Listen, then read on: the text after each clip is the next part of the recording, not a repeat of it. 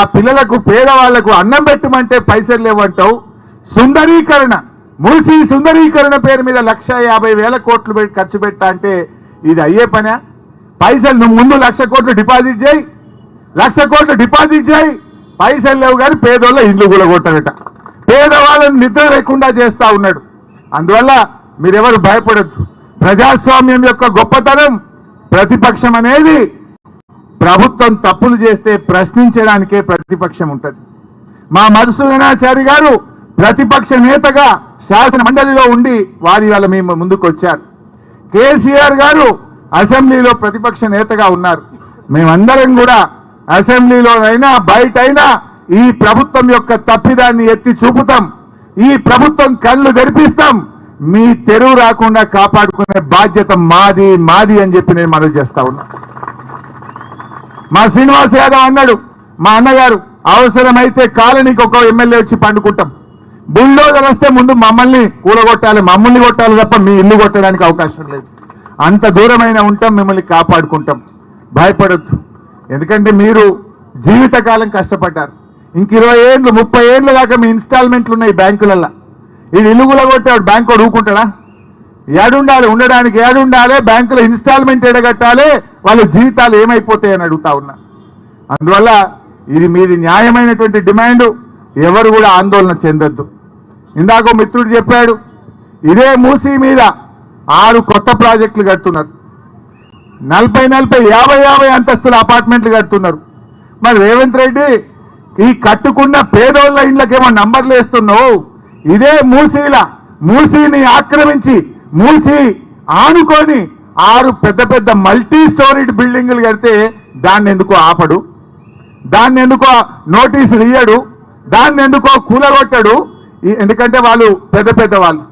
ఈ పేదవాళ్ళు నోరు లేని వాళ్ళను, ఈ పేదవాళ్ళను ఏం చేసినా ఎవడు రాడనుకుంటుండు. ఆ బలిసిన వాళ్ళను మాత్రమేమో దగ్గరుండి కట్టిస్తుండు, పేదోళ్లకు మాత్రం నోటీసులు ఇస్తుండు. కానీ ఈ పేదవాళ్లకు బీఆర్ఎస్ పార్టీ ఉన్నది, కేసీఆర్ గారు మీకు అండగా ఉన్నారు. ధైర్యంగా ఉండండి అని నేను మనవి చేస్తా ఉన్నా. ఇలా మూసీ ప్రాజెక్టు నీకు అంతగా చేయాలంటే విత్ ఇన్ ద ప్రాజెక్ట్ చేయి. వెనకడ నిజాం గారు 1908లో వరదలు వస్తే కూడా నిజాం రాజు ఇల్లు కూలగొట్టలే, మూసీకి గైడ్ వాల్ కట్టిండు. గైడ్ వాల్ కట్టి వరద బయటకు రాకుండా ఆలోచన చేసిండు మూసీ రాజు, ఆనాడి నిజాం రాజు.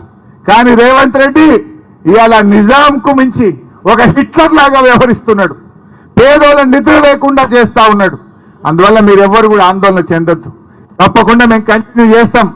మిగతా కాలనీ వాళ్ళు కూడా వచ్చి చాలా మేము మాట్లాడాలని మా దగ్గరికి రండని ఎంతో మంది వచ్చి ఇక్కడ మా స్లిప్పులు కూడా పంపారు. అంతటికి రాలేకపోయినా డెఫినెట్గా ఎమ్మెల్యేలుగా విడిపోయి మీ కాలనీలకు వచ్చి ఎక్కడ సమస్య వచ్చినా మీకు అండగా నిలబడతాం. నిన్న మీకు చెప్పినట్టుగా మా legal cell, BRS party legal cell Telangana భవన్లో కూర్చొని ఉంటుంది. ఎందుకంటే మీరు చూసిండ్రు, రేవంత్ రెడ్డి తమ్ముడు ఆయనకు నోటీస్ ఇచ్చిండ్రు, 1 నెల రోజులు నోటీస్ ఇచ్చిండ్రు. ఆ కాలనీకి 1 నెల రోజులు నోటీస్ ఇస్తే కోర్టుకు పోయి మెల్లగా స్టే తెచ్చుకో అన్నట్టు ఆయన పోయిండు. కోర్టులో కేసు వేస్తే గవర్నమెంట్ ప్లీడర్ జీపీవై ఏం చెప్పిండంటే, మేము ఇప్పుడే కూలగొట్టాం, మేమంతా సర్వే చేస్తాం, ఎఫ్టీఎల్ నిర్ధారణ చేస్తాం, అప్పటి కూలగొట్టమని ప్రభుత్వ ప్లీడరే పోయి హైకోర్టులో అఫిడవిట్ వేసిండు. అంటే ఈ తమ్ముడికి బలిసిన వాళ్ళకు ఒక న్యాయం, ఈ పేదోళ్ళకు మాత్రం నోటీస్ లేదట, ఈ పేదోళ్లకు కనీసం అడగరట. రాత్రికి రాత్రే వచ్చి పోలీసు వాళ్ళని పెట్టుకొని నంబర్లు చేస్తాం, కూలగొట్టమంటే ఇది ఏం రాజ్యం అని నేను అడుగుతా ఉన్నా. పేదలకు మీరు సాయం చేస్తారా, పేద బతుకులు ఆటం చేస్తారా అని నేను అడుగుతా ఉన్నా. అందువల్ల ఎట్టి పరిస్థితుల్లో మీరు ధైర్యంగా ఉండండి, మీ ఉద్యోగాలు మీరు చేసుకోండి.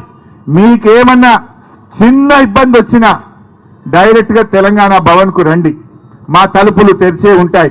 అది ప్రజాభవన్, తెలంగాణ ప్రజల కోసం కట్టిన భవన్, తెలంగాణ భవన్. మీరెవరైనా రావచ్చు, అర్ధరాత్రి వచ్చినా మీకు ఆశ్రయం ఇస్తాం, మాట్లాడతాం, లీగల్ సపోర్ట్ చేస్తాం, ప్రత్యక్షంగా కూడా వచ్చి మీకు అండగా నిలబడతాం. ఇంకా ఏదైనా అత్యవసరం ఉంటే మా సబితక్కకో మాలో ఎవరికైనా ఫోన్ చేయండి, మేము నిమిషాల్లో, మీకు ఎక్కువ దూరంలో లేం, మేము ఉండేది కూడా ఇక్కడ నుంచి పావు గంట దూరంలోనే ఉంటాం. ఫోన్ చేస్తే 15 నిమిషాల్లో మీ దగ్గరికి వచ్చి మీకు అంతా నిలబడతాం. ఎవరు కూడా భయపడాల్సిన అవసరం లేదు. We're with you. It is a genuine cause. న్యాయబద్ధమైన కోరిక మీరు కోరుతున్నటువంటిది. జీవితకాలం కష్టపడి రూపాయి జమ చేసుకొని మీరు ఈ ఇల్లు కట్టుకున్నారు. అందువల్ల తప్పకుండా మిమ్మల్ని కాపాడుకుంటాం. మీకు అండగా బీఆర్ఎస్ పార్టీ నిలబడ్డది. ఎవరు కూడా ధైర్యాన్ని కోల్పోవద్దు. మీరందరూ కలిసి ఉండండి.